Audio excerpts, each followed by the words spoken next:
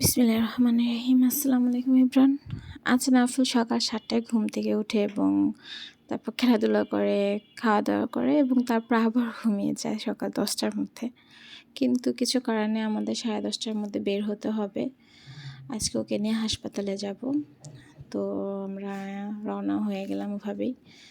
কিন্তু গাড়িতে ওঠার সাথে সাথে ওর ঘুম থেকে উঠে যায়। তো পরবর্তীতে আমার বুঝতে বাকি রয় না যে আজকে যেহেতু ওর পূর্ণ ঘুম হয় নাই, ও আজকে আমাকে যথেষ্ট ডিস্টার্ব করবে। আর তাই হয়েছে। গাড়িতে ওঠার পরেও একদমই বসে না, সম্পূর্ণটা রাস্তাও দাঁড়িয়ে যায়। তো গাড়িতে উঠে ওর একটু ক্ষুধা লাগে, তখন আমি ওকে একটু খাবার দিই, যেহেতু ঘুমিয়েছিল তাই ওকে একটু জাস্ট স্ন্যাক্স হিসেবে কিছু দিয়েছিলাম। সাথে ওর ফুপি ওকে একটু বিস্কুট দেয়, তো সেখানে এটাই খায়, এটাই এনজয় করে। এভাবে আমাদের চলে যাই আমরা হাসপাতালে।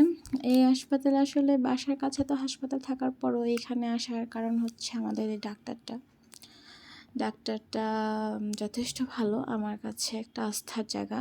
এবং ওকে দেখানোর আগে আমার যখন নাফিল ছিল না, মানে নাফিল হওয়ার আগে ওর একটা কাজিন, ওকে ফারাজ, ওকে আগে দেখাতে আমরা আসতাম। তো তখন থেকেই আমার ডাক্তারটাকে ভালো লাগে, ওনার কথাবার্তা সব কিছুই ভালো লাগে, চিকিৎসা থেকে শুরু করে।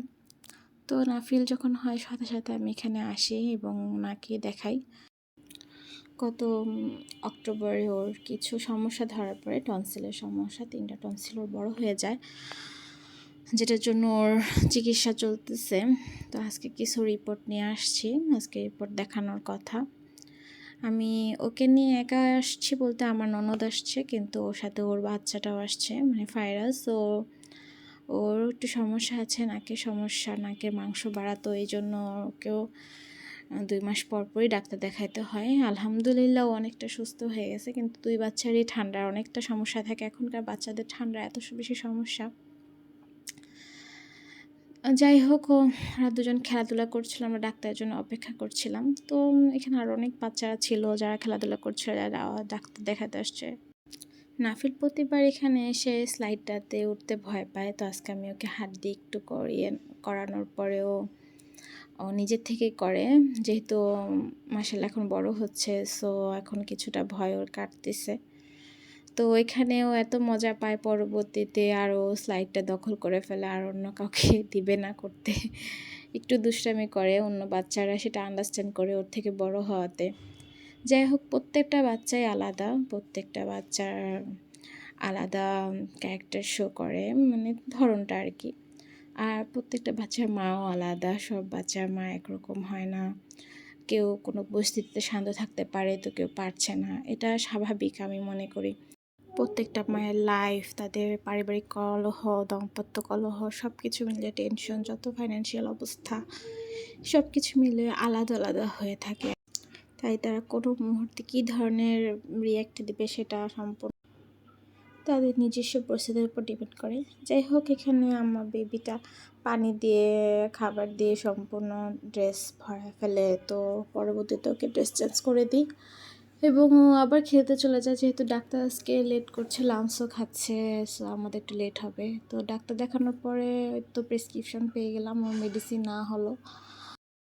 অলরেডি নাফিল যেহেতু ঘুম হয়নি, খাওয়া হয়নি দুপুরে, সো অনেক টায়ার্ড ছিল, আমরাও সবাই অনেক টায়ার্ড ছিলাম। তো যেহেতু আমাদের ডাক্তার 12টায় ছিল, আমাদের ডাক্তার দেখাতে দেখাতে প্রায় 3টা বেজে গেছে। তো আমরা পরবর্তীতে আর দেরি করলাম না, বাসার জন্য রওনা দিয়ে দিলাম। আর কিন্তু এর মাঝে কিছু কাজ ছিল, সেগুলো কমপ্লিট করতে করতে নাফিল এতক্ষণ অনেক দুষ্টামি করতেছিল। জানি না সবার বাচ্চারা এমন করে কি না, আপনাদের বাচ্চারাও যদি এমন করে আমাকে অবশ্যই কমেন্টে জানাবেন, যে এটা স্বাভাবিক একটা বিষয়, তাহলে আমি একটু টেনশনটা মুক্ত থাকবো। যদি ডাক্তার দেখিয়েছে এবং সে বলছে ও সব দিক দিয়ে আলহামদুলিল্লাহ ঠিক আছে, শুধু ওর টনসিল যে বড় আছে সেটার জন্য যাতে মেডিসিন খাচ্ছে আর যাতে ঠান্ডাটা না লাগে সেটা একটু খেয়াল রাখতে, এই আর কি। এখন আমরা চলে যাব। হসপিটালে আসার সময় একটু ভয় ছিল মনে, যেহেতু টেস্টের রিপোর্টগুলো দেখাবো, তো এখন যাচ্ছি, তো মনে ভয়টা এখন আর সব কিছু নেই, কোনো কিছুই নেই। সো এখন আলহামদুলিল্লাহ, আল্লাহকে শুকরিয়া অনেক অনেক যে আর কোনো সমস্যা দেখা দেয়নি।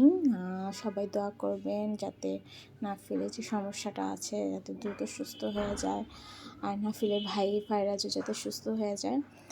ওদের নিয়ে প্রায় আমাদের হসপিটালে যাওয়া আসা করা লাগে। পরবর্তীতে নাফিল না গাড়িতেই ঘুমায় যায়। সবাইকে এতক্ষণ আমার এই কথাগুলো শোনার জন্য আর আমার ব্লগটা দেখার জন্য অনেক অনেক ধন্যবাদ। আপনাদের যদি কোনো কোশ্চেন থাকে আমার কমেন্টস বক্সে করতে পারেন। সবাইকে অনেক অনেক ধন্যবাদ। আসসালামু আলাইকুম।